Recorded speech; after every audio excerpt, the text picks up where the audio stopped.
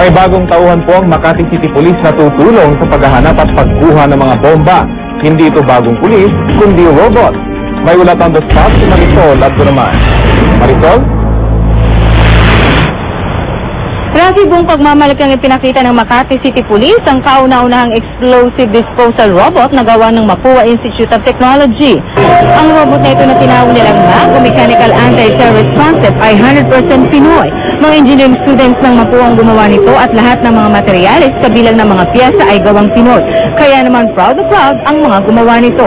Ang MAG ay tutulong sa Explosive Ordnance Division Team sa paghahanap at pag-retrieve ng mga bomba, partikular na ang mga IED o Improvised Explosive Device. Kaya ayon sa PNP, mas magiging epektibo raw at mabisa ang pagbibigay ng serbisyo sa publiko. Mas sigtasin daw ito para sa EOD team dahil imbes na mga tao, mga robot muna ang mauna sa area dahil may kakayanan din itong sumukat ng air toxic. Kaya pag na-detect daw na hindi ligtas ang lugar para sa EOD team, mapoprotektahan ang mga pulis. Nakatakdang sumulak ang Philippine team na gumawa nito para sa kauna-unahang World Cup.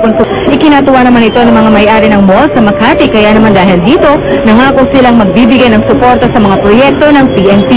Sa ngayon, nag-iisa pa lang ang robot na ito pero umaasang makuha ang PNP na magkakaroon na ng mass production nito lalo pat maraming mabibili ng mga piyesa dito sa bansa.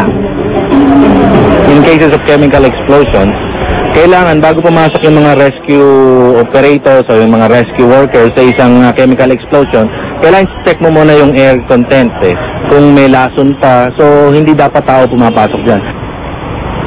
Makati pa nga lamang ang makikinabang sa nasabing robot pero umaasa nga ang PNP dahil magkakaroon na nga ng mass production ay magkakaroon na rin ng ganitong klaseng robot sa lahat ng EOD units sa buong PNP. Rafi? Maraming salamat, Marisol Abduraman.